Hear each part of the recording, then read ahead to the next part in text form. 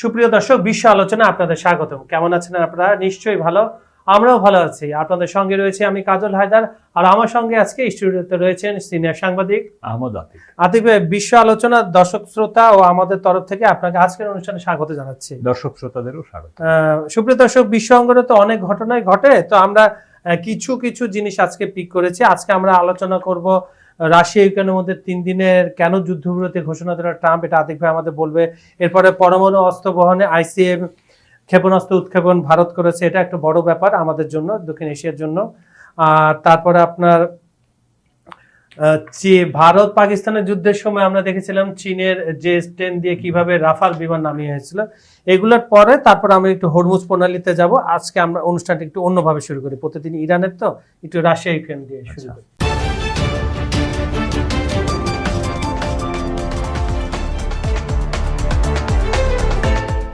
যেটা বলছেন আতিক ভাই, রাশিয়া ইউক্রেন যুদ্ধ চলছে দীর্ঘদিন ধরে, 4 বছর ছাড়িয়ে একটু বেশি হয়েছে। 4 বছর ছাড়িয়ে, এবং এই যুদ্ধে আমাদের তথাকথিত আধুনিক এবং সভ্য জমানার যুদ্ধ, এবং এই যুদ্ধে পৃথিবীর ইতিহাসে সবচেয়ে বেশি সংখ্যক মানুষ নিহত হয়েছে। যদিও যত সংখ্যক আমরা মিডিয়াতে পাই, প্রকৃত ঘটনা কিন্তু তার চেয়ে 5-6 গুণ বেশি বা আরো বেশি হতে পারে। মানে সব পক্ষই আসলে এটাকে চেপে রাখে, এবং আপনি খেয়াল করবেন উভয় পক্ষই তাদের নিজেদের দেশের নাগরিকদের পাশাপাশি প্রচুর প্রক্সি এই যুদ্ধে এঙ্গেজ করেছে। এবং এই প্রক্সির মধ্যে আপনি আমাদের বাংলাদেশি লোকও আছে। রাশার দিকে আমাদের বাংলাদেশি লোকজন যারা যুদ্ধ করছে, তারা হয়তো বিদেশে কাজের জন্য গিয়েছিল এবং তারা সেইখান থেকে টাকার লোভে সেই যুদ্ধে যুক্ত হয়েছে এবং পরে আবার কান্নাকাটি শুরু করেছে। সেটা যেভাবে হোক, আদম ব্যাপারী বা দালালের খপ্পরে পড়ুক আর যেভাবেই পড়ুক, পরে তারা ভিডিওতে দেখাচ্ছে যে অনেক বাংলাদেশি তার সহযোদ্ধা নিহত হয়েছে। এবং ইউক্রেনের দিকেও আমরা প্রথম দিকেই দেখেছি যে সেইখানে পড়তে যাওয়া এবং ওইখানে স্থায়ীভাবে বসতি গাড়া বাংলাদেশি সম্প্রদায়ের তরুণীদের অনেকেই সেই যুদ্ধে যোগ দিয়েছিল, এবং আমাদের বড় বড় দৈনিক পত্রিকাতে তাদের সাক্ষাৎকারও ছাপা হয়েছে তাদের পরিবারে। তো তারা পরবর্তীতে আছে না এখন নিহত হয়েছে, এরকম কোনো তথ্য পরবর্তীতে আর জানা যায়নি। আমরা আফ্রিকা থেকে তারপরে পৃথিবীর বিভিন্ন, মানে আমরা আমাদের দেশটা যোগ দিলাম। পৃথিবীর সব দেশ থেকে, সারা দুনিয়াতেই কিন্তু এই প্রক্সিদের একটা ব্যাপার স্যাপার আছে। এই প্রক্সিদের মধ্যে সারা দুনিয়াতে একটা মজার ব্যাপার হলো, ইংরেজিতে মার্সেনারি, বাংলায় হলো ধরেন ভাড়াটে যোদ্ধা। তো এই ভাড়াটে যোদ্ধার মধ্যে কিন্তু সাবেক সেনা সদস্য বা সামরিক প্রশিক্ষণ প্রাপ্ত, এবং বাংলাদেশে এই ধরনের একাডেমি নেই। মার্কিন যুক্তরাষ্ট্র সহ পৃথিবীর বিভিন্ন দেশে, আমেরিকার যেমন একটা সেনা প্রশিক্ষণের কেন্দ্রই আছে, এটা কি বলে, ব্ল্যাক ওয়াটার, হ্যাঁ, ব্ল্যাক ওয়াটারের মতো, এবং রাশিয়ারও এরকম মার্সেনারি ট্রেনিং সেন্টার আছে। তো এইসব সেন্টারগুলোতে কিন্তু এই যারা কাজ করতে চায় সারা পৃথিবী থেকে, বিশেষ করে কালো আফ্রিকার লোকজন কিন্তু এইসব কাজে বেশি আগ্রহী, ভিয়েতনাম, এরকম নানান দেশের এলাকার। এবং এই যে যারা ধরেন আমরা মধ্যপ্রাচ্যে যেসব চরমপন্থীরা যুদ্ধ করেছে, তারাও অনেকে টাকার লোভে হয়তো এদিকে এসে জয়েন করেছে রাশিয়ার দিকে বা ইউক্রেন। যুদ্ধবিরতিতে কেন? তো এখন আসলে এই যুদ্ধে ইউক্রেনের দিকে আসলে সারা পৃথিবী, মানে পশ্চিমা জগৎ, আমেরিকা, সবাই মিলে তাকে অস্ত্র টাকা পয়সা দিয়ে রাশিয়ার বিরুদ্ধে হামলা সাহায্য করছে। আবার রাশিয়াও কিন্তু এই যুদ্ধে ইরান, চীন এবং উত্তর কোরিয়ার সহায়তা নিয়ে যুদ্ধ করছে, এবং ইরানের বিশেষভাবে ইরানের যে শাহেদ ড্রোন এই যুদ্ধে একটা চমক এনেছিল। কিন্তু যতই আপনার ভালো অস্ত্র থাকুক, আপনার তো ক্ষয়ক্ষতি হচ্ছেই। এবং ইউক্রেন গত 1-1.5 মাস যাবত আমরা দেখছি কন্টিনিউ রাশিয়ার তেল স্থাপনাগুলোতে হামলা চলছে এবং তেল সরবরাহ লাইনগুলোতে। তো যার ফলে রাশিয়ার তেল উৎপাদন খুব বাধাগ্রস্ত, এবং রাশিয়া কিছুটা এই মুহূর্তে নাস্তানাবুদ অবস্থায় আছে। এবং এই অবস্থায় আসলে গত 8ই মে ট্রাম্প তার সামাজিক যোগাযোগ মাধ্যম ট্রুথ স্পেশালে জানিয়েছেন যে শনিবার থেকে সোমবার পর্যন্ত ইউক্রেন আর রাশিয়ার একটা অস্থায়ী যুদ্ধবিরতি কার্যকর হচ্ছে, এবং এইটা যুদ্ধবিরতি হিসাবেই গণ্য হবে।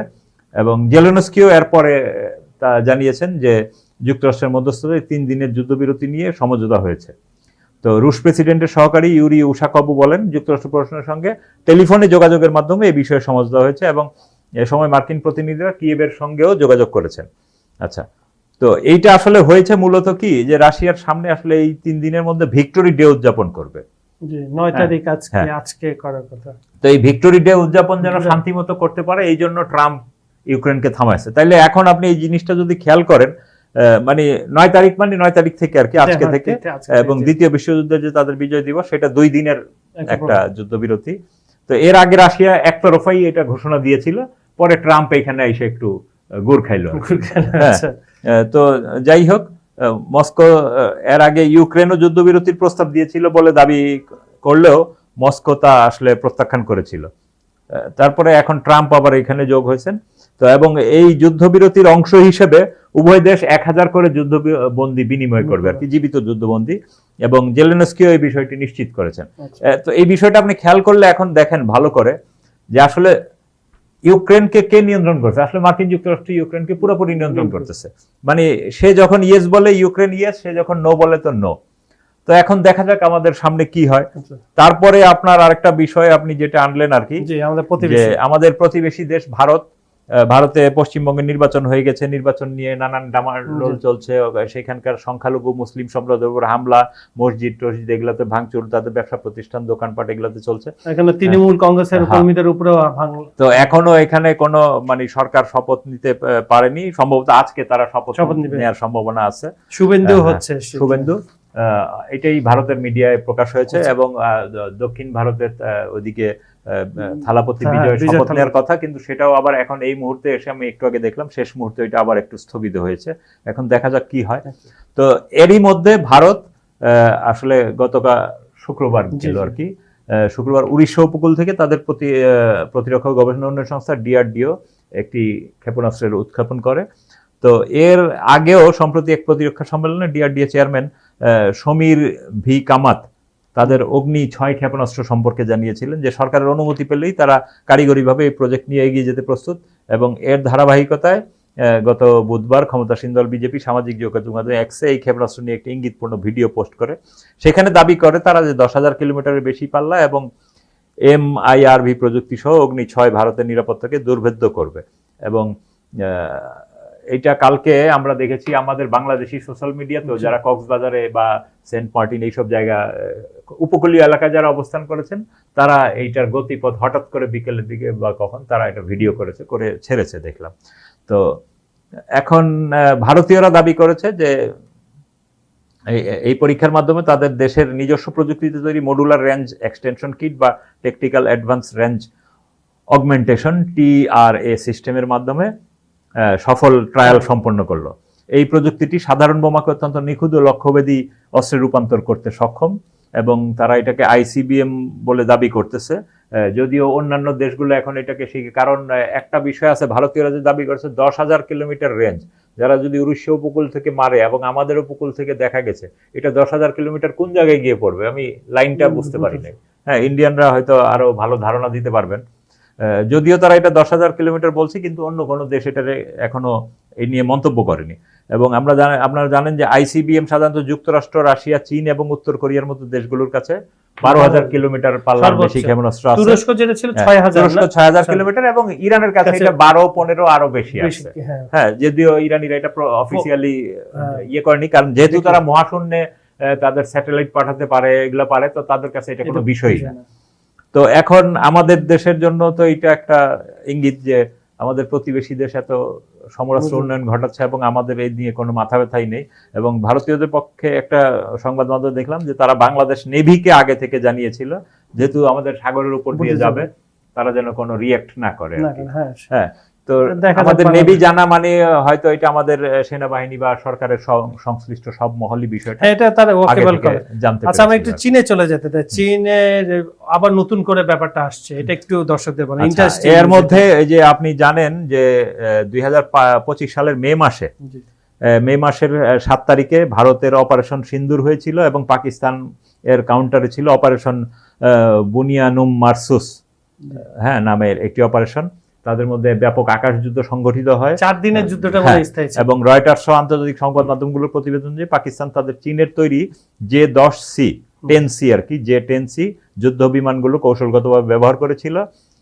এবং আমরা গত 2 দিন যাবত এই জন্য ভারতকে দেখতে পাচ্ছি সমানে বুনিয়ানুস সিন্ধু, তারা পাকিস্তানকে ধ্বংস করে দিয়েছিল, পাকিস্তানের সব শেষ হয়ে গেছে, হ্যাঁ, ইত্যাদি ইত্যাদি। কিন্তু আমরাও তো আন্তর্জাতিক সংবাদ মাধ্যম জানি যে ভারতের যে আকাশ গর্ব পশ্চিমা কিছু বিমান রাফায়েল এগুলাকে পাকিস্তানিরা চীনা বিমানের সহায়তা উড়িয়ে দিয়েছিল। এবং ওই যে ব্ল্যাক বক্স যে যারা ইয়ে করে যে সংস্থাটা ইন্টারন্যাশনাল, তারাও তাদের লিস্টে এগুলা রেখেছে। তার মানে ইন্ডিয়া স্বীকার না করলেও যতই মিথ্যা প্রচারণা চালাক, ঘটনা কিন্তু ঘটেছে।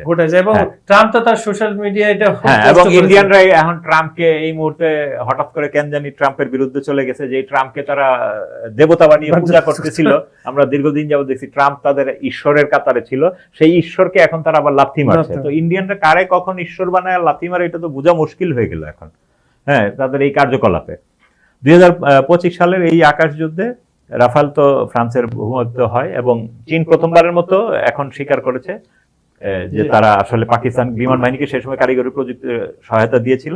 এবং চীনের রাষ্ট্রীয় টেলিভিশন সিসিটিভিতে এক সাক্ষাৎকারে এই তথ্য নিশ্চিত করেছেন দেশটির এভিয়েশন ইন্ডাস্ট্রি কর্পোরেশন অফ চায়নার প্রকৌশলী ঝাং হং।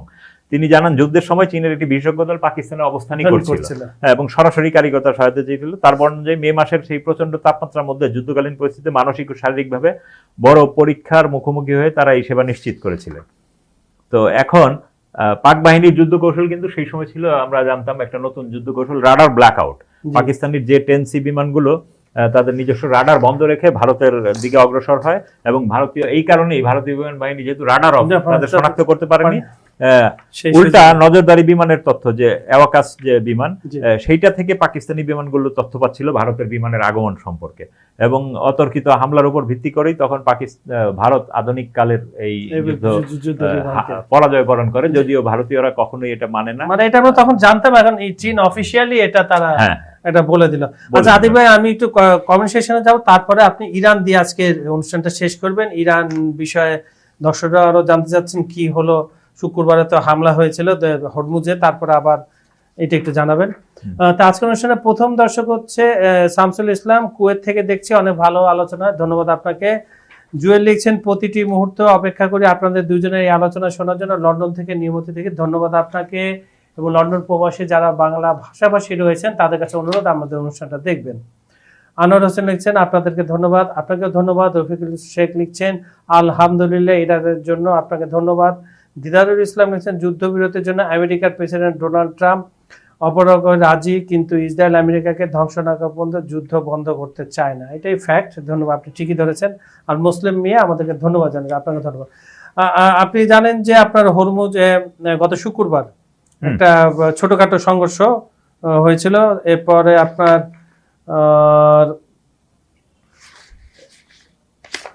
হরমুজ তো নিয়ন্ত্রণ এখন ইরানি করতেছে, সবকিছু মিলে এখন আপডেটটা বলেন। আচ্ছা, এখন আপডেট হলো, মানে আমরা যেটা মার্কিন সংবাদ মাধ্যম থেকে জেনেছি যে সিআইএ ট্রাম্পকে সর্বশেষ একটা প্রতিবেদন, গোপন প্রতিবেদন দিয়েছে। সেইটা মার্কিন সংবাদ মাধ্যমে কিছু তথ্য উঠে এসেছে।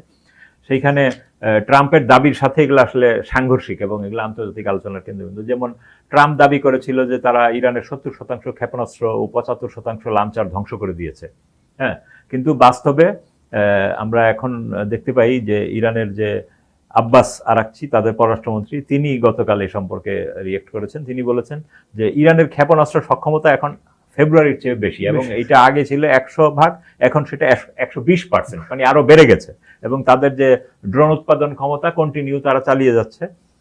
তো এইটা দেখে আসলে মার্কিনীদের, আর মার্কিনীরা, ইরানিরাও চাপে আছে, এটাও ঠিক যে ইরান কিন্তু প্রতিদিন প্রায় $50 কোটি রাজস্ব হারাচ্ছে, কিন্তু তারপরেও কিন্তু সেই যুদ্ধ টিকে আছে। এবং ইরানিরা বলছে যে আমরা অনায়াসে আরো 5-6 মাস টিকে যুদ্ধ করতে পারবো, মানে যুদ্ধ লাগা থাকলে টিকে থাকতে পারবো, এটা কোনো সমস্যা না। এবং এই সময় ইরান তাদের ভূগর্ভস্থ সকল ক্ষেপণাস্ত্র সংরক্ষণাগারগুলো পুনরায় চালু করেছে এবং ক্ষতিগ্রস্ত সরঞ্জামগুলো মেরামত করার পাশাপাশি নতুন ক্ষেপণাস্ত্রগুলো সামনে নিয়ে এসেছে, যেগুলো দিয়ে তারা হামলা চালাবে।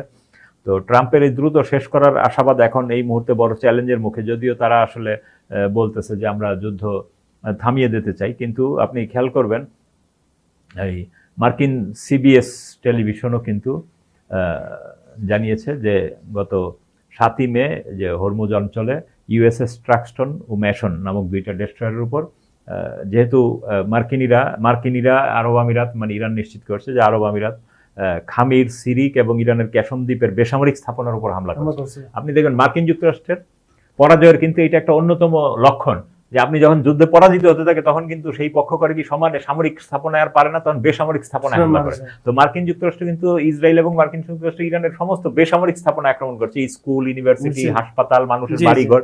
তো যার ফলে এই লক্ষণও কিন্তু বলে দেয় যে মার্কিনিরা পরাজয়ের দ্বার প্রান্তে চলে আসছে। এর মধ্যে আবার ইরানের যে সেনাবাহিনীর জনসংযোগ বিভাগ জানিয়েছে যে তারা 8ই মে হরমুজের 3টি মার্কিন রেস্টুরেন্ট লক্ষ্য করে ইরানের যে নৌবাহিনী তারা ক্রুজ মিসাইল ও 24টি ড্রোন দিয়ে হামলা চালায়। এর মধ্যে 1টি মিসাইল ও 3টি ড্রোন রেস্টুরেন্টকে মানে লক্ষ্যভেদ করতে সক্ষম হয়েছে এবং এই সময় এই অবরোধ ভাঙ্গার চেষ্টা করার কারণে ওশান কুই নামক একটি জাহাজকেও ইরানিরা আটক করেছে। আর এইদিকে ঠিক এই মুহূর্তে আমরা যখন কথা বলছি, একটু আগে আমি সংবাদ দেখলাম যে মার্কিন যুক্তরাষ্ট্রের নিউ অরলিন্স রাজ্যের ওইখানে চালমেট রিফাইনারি আছে, ওয়েল রিফাইনারি, সেইখানে প্রচন্ড বিস্ফোরণ হয়েছে এবং আগুন লেগে গেছে। তো এইটা কিন্তু মার্কিন যুক্তরাষ্ট্রে কিছুদিন আগেও আরেকবার হয়েছে। তো এগুলাকে কিন্তু আসলে আপনি ফেলে দিতে পারেন না এবং ইরানিরা কিন্তু মজার ব্যাপার, ওরা হামলা করে শিকার টিকার করে না। হ্যাঁ, তো এইটাও একটা ব্যাপার আছে। তারপরে ইরানের যে ইহুদি ধর্মের অনেক লোকজন বসবাস করে, সেখানকার একজন বিখ্যাত রাব্বাই আছেন, নাম হলো হাইম সোফা। তিনি বলেছেন ইসরায়েল যেন না ভাবে যে ইরানের ইহুদিরা জায়নবাদীদের সহায়তা করবে। হ্যাঁ, ইরানের ইহুদিরা নিজ দেশের বিরুদ্ধে যুদ্ধ করবে না এবং তারা লেবানন এবং আশেপাশের দেশগুলোতে বেসামরিক স্থাপনার উপর এবং জনগণের এবং ধর্মীয় স্থাপনার উপর হামলার নিন্দা। আপনি জানেন যে ইসরায়েলিরা যিশুর মূর্তি এবং মেরির মূর্তি ভাঙচুর করেছে এবং সেটা নিয়ে ট্রল করেছে। সেটা খুবই পশ্চিমা বিশ্বের লোকজন কি করেছে আমি জানি না, মানে অন্য ধর্মের হলে হয়তো এটা আরো বিষয় হতো। আর এদিকে মার্কিন কংগ্রেস সদস্য মার্জারি টেইলর গ্রিন তিনি এখন দাবি করছেন যে এই যে কয়েকদিন আগে যে ট্রাম্প ইস্পাহানে হামলা চালিয়ে বললো যে আমরা আমাদের পাইলটকে জীবিত উদ্ধার করেছি, এতদিন হলো এখনো আমাদের পাইলটকে আমরা দেখতে পাচ্ছি না, কই বা তার অবস্থা কি, কোনো ব্যাখ্যা নাই। তো এই এবং ইরান যুদ্ধ যে থামছে না, এগুলো তার কিন্তু সিমটম। চীনে যাওয়ার আগে একটু ভাব নেয়, আবার যুদ্ধ করে। এবং আপনি আরেকটা জিনিস খেয়াল করবেন, নতুন করে কিন্তু মার্কিন যুক্তরাষ্ট্র আবার এই ইরানের 10 ব্যক্তি ও প্রতিষ্ঠানের উপর নতুন করে নিষেধাজ্ঞা দিয়েছে। তার মানে কি, এগুলো হলো আপনি নতুন করে নিষেধাজ্ঞা দিচ্ছেন অথচ আলোচনায় আসছেন নিষেধাজ্ঞা প্রত্যাহার করে নিবেন। তার মানে যুদ্ধ বন্ধের কোনো সিমটম নেই এবং যুদ্ধ আরো চালুর করার। তার উদাহরণটা আমরা দেখতে পাই এই যে কয়েকদিন গত সপ্তাহে সৌদি আরব আর কুয়েত নাকি ইরানের বিরুদ্ধে আকাশসীমা ব্যবহার করতে দিবে না বলে যেই কথা বেরিয়েছিল, সেটা আবার মিথ্যা প্রমাণিত হয়েছে। কারণ ওই 8 তারিখের হামলায় ইরানের উপর এই সৌদি আরব এবং কুয়েতের আকাশসীমা ব্যবহার করা হয়েছে। এবং আরেকটা মৌলিক ব্যাপার, আপনার আরব আমিরাতে কিন্তু আমরা দেখেছি যে আপনার এই যে মিশরের সেনা কর্মকর্তারা এসেছে এবং মিশরের বিমানগুলোও নাকি রাফায়েল টাফায়েল এগুলো আরব আমিরাতে মোতায়েন করা হয়েছে। তার মানে একটা ব্যাপক প্রস্তুতি কিন্তু যুদ্ধের চলছে। অথচ আমরা আমাদেরকে বলা হচ্ছে যুদ্ধ হবে না, যুদ্ধ কনফার্ম হবে এবং আগের চেয়ে ভয়াবহ আকারে যুদ্ধ হবে, এটা আমাদের দেখতে হবে। এবং এর আরো একটা সিমটম আপনি যেটা আমরা এতদিন জানতে পারিনি, হঠাৎ করে গত পরশুদিন সংবাদ মাধ্যমে কিছুটা এসেছিল। গত 11ই এপ্রিল সারা দিন প্রচুর কার্গো বিমান পাকিস্তান থেকে সৌদি আরবে অবতরণ করেছে এবং বলা হয়েছে সেইখানে 13,000 পাক সেনা এবং যুদ্ধাস্ত্র সেইখানে মজুদ হয়েছে, মানে নতুন করে ডেপ্লয় হয়েছে। তার মানে কি, মানে তো একটা খুব বাজে সিগন্যাল। তবে আবার কোন বিশ্লেষক একটা ভালো কথা বলছেন যে এই যুদ্ধে কিন্তু বাংলাদেশের জন্য একটা ভালো সুযোগ তৈরি হয়ে আছে। কারণ হলো এই যুদ্ধে পুরা মধ্যপ্রাচ্যে ব্যাপক ক্ষয়ক্ষতি হচ্ছে। হ্যাঁ, এবং নতুন করে ইরানেও ব্যাপক ক্ষয়ক্ষতি হয়েছে। ইরানের প্রায় $250 বিলিয়ন ক্ষয়ক্ষতি হয়েছে। মার্কিন ঘাঁটিগুলো তছনছ হয়ে গেছে, ঘাঁটির পাশাপাশি সেই দেশগুলোর স্থাপনা। এর আগেও ইরাক কুয়েত যুদ্ধের সময় বাংলাদেশিদের কিন্তু একটা সুনাম আছে সেইখানে, যে বাংলাদেশি প্রকৌশলীরা গিয়া যখন ওই খনিজগুলোর আগুন নিভানে পারছিল না পশ্চিমা লোকজন, সেখানে আমাদের প্রকৌশলীরা গিয়ে সেগুলো নিভিয়ে দিয়েছিল এবং তখনকার কনস্ট্রাকশন কাজে আমাদের শ্রমিকরা এবং আমাদের প্রকৌশলীরা এবং আমাদের সেনাবাহিনীর লোকজনও এগুলি খুব সুনাম করিয়েছিল। এই জন্য প্রচুর কুয়েতে এখনো আমাদের সেনা ইউনিটগুলো অবস্থান করছে তাদের দেশের ডেভেলপমেন্টের কাজে এবং আমাদের শ্রমিকদের সেখানে সুনাম আছে। এই সুনাম কাজে লাগিয়ে এখন যদি আমাদের সেনা ইঞ্জিনিয়ারিং ইউনিট এবং বেসামরিক সেনা ইঞ্জিনিয়ারিং ইউনিটগুলো এই দেশগুলোর সাথে আমাদের পররাষ্ট্র মন্ত্রণালয় এবং আমাদের বর্তমান সরকার প্রধান তারেক রহমান, ওনারও একটা সৌদি আরব সফরের সম্ভাবনা হয়েছে মধ্যপ্রাচ্যের এবং উনি হয়তো চীন যাবেন। এদের সব মিলিয়ে একটা কূটনৈতিক প্রচেষ্টা চালিয়ে বাংলাদেশ যেন আগামী এই যে শ্রমবাজারটা, শ্রমবাজার ধরার জন্য আমাদের একটা বিশাল সুযোগ এবং এইখানে অন্তত পক্ষে আমাদের 20 থেকে 25 লাখ লোকের নতুন করে কর্মসংস্থানের সুযোগ আছে বা আরো বেশি হতে পারে। এবং এইসব দেশগুলো যেহেতু বাংলাদেশ সরাসরি ইরানের পক্ষেও যায়নি, এদের বিরোধিতাও করেনি, সেই ক্ষেত্রে বাংলাদেশ তো এই সুযোগটা তাদের কাছে চাইতেই পারে যে আমরা তোমাদের। তো আমরা চাই বাংলাদেশ সরকারের পররাষ্ট্র মন্ত্রণালয়ের পক্ষ থেকে এবং সরকার প্রধানের পক্ষ থেকে, সরকারের পররাষ্ট্র উপদেষ্টা এবং বাণিজ্য মন্ত্রণালয় যেই দিক দিয়ে সুযোগ পায় এই সুযোগটা যেন কাজে লাগায়। তো আমরা সরকারের কাছে এই দাবি জানিয়ে আমার বক্তব্যটা শেষ ধন্যবাদ। করলাম। সুপ্রিয় দর্শক, বিশ্ব আলোচনা আজকের অনুষ্ঠানটা আপনাদের কেমন লাগলো অবশ্যই জানিয়ে দিবেন কমেন্টে। আর আমাদের ভিডিওগুলো আপনারা পৃথিবীর কোন প্রান্ত থেকে উপভোগ করছেন সেটা একটু কমেন্টে জানিয়ে দেন।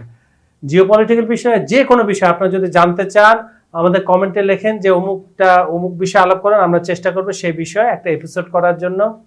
আর বিজ্ঞাপন আর প্রমোশনের জন্য ডেসক্রিপশনে দেওয়া নাম্বার আপনারা যোগাযোগ করতে পারেন।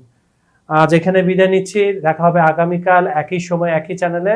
ততক্ষণ পর্যন্ত সবাই ভালো থাকবেন, সুস্থ থাকবেন। আল্লাহ হাফেজ।